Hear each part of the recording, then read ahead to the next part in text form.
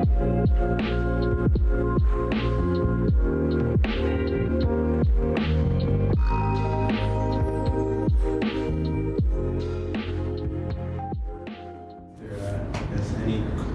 things we talked in class that you guys are interested in talking about, or?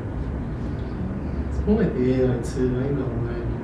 AI has kind of like been a big thing the last, 5 years, 6 years I would say. And AI keeps improving every time to a point now we're making AI videos that looks very realistic and it's kind of concerning in a way.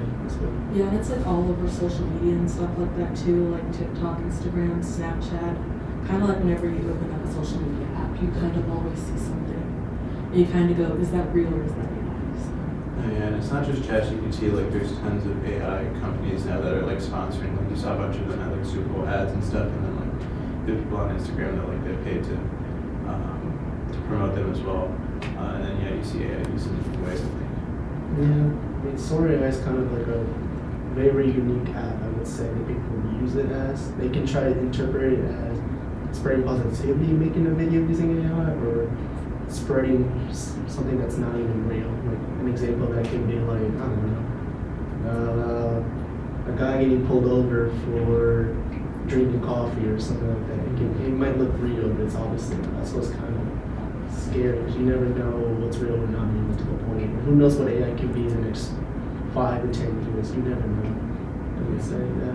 I feel like even now it's kind of like getting out of control because I feel like it's not just being used to make like funny reels and stuff. I feel like it can also be used like negatively, and I feel like people can also make really bad videos with AI and like post them, and then people kind of like fear mongering kind of. So I feel like that's something that you kind of also see when you're on social media and you're looking at AI videos. I mean, like, I feel like it kind of has the same thing that happened to the internet has to kind of be done with AI, which is that you got to regulate it at like the federal level. I guess the issue is just that like I can kind of see, like I'm not saying like I'm like for generative AI, but I can see like the value of it. Like if you're a company that needs to create like a model for like maybe a product you're making, or if you're like a urban developer or something, I can understand it if you can't afford like a graphic designer at the time. I just hope it kind of like only stays at like that type of level. I don't really want it to like expand more, I think, personally. But yeah, and then also there's like the whole environmental impact with the data centers and the water consumption, but like, yeah, essentially that as well. I mean, do you think that AI can be good in a way for like companies that are using it, or does it just depend on how they interpret it as? I think it's how you use it. Like when you're like, I mean, it's kind of like in 2022 there was all those writer strikes because of AI. So I think if you're using it, I guess, at a small scale, and you're not using it to replace workers that are kind of needed in your industry, I think I can kind of understand it, because I am to a degree able to understand the cost reasons to use AI. I think it's just when we start crossing that line of replacing someone, then it becomes an issue, I think. But if it's just like something you're doing as a quick only thing, like one time, then I guess I can kind of see or understand why one might use it. So yeah.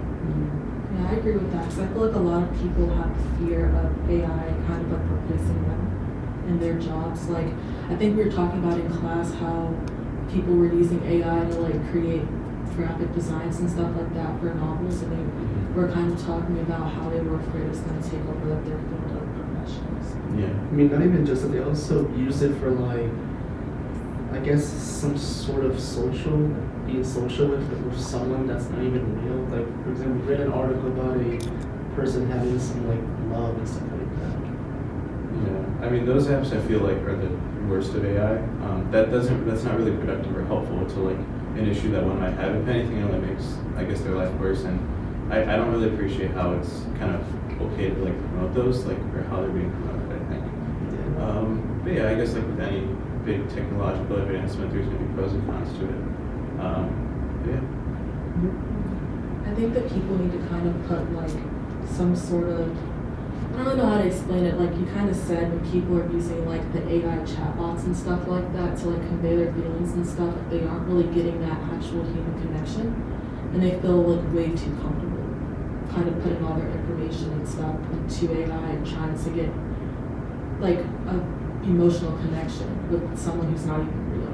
So I feel like that kind of affects a person in the long run by not having that actual social interaction and being able to convey your feelings to a person.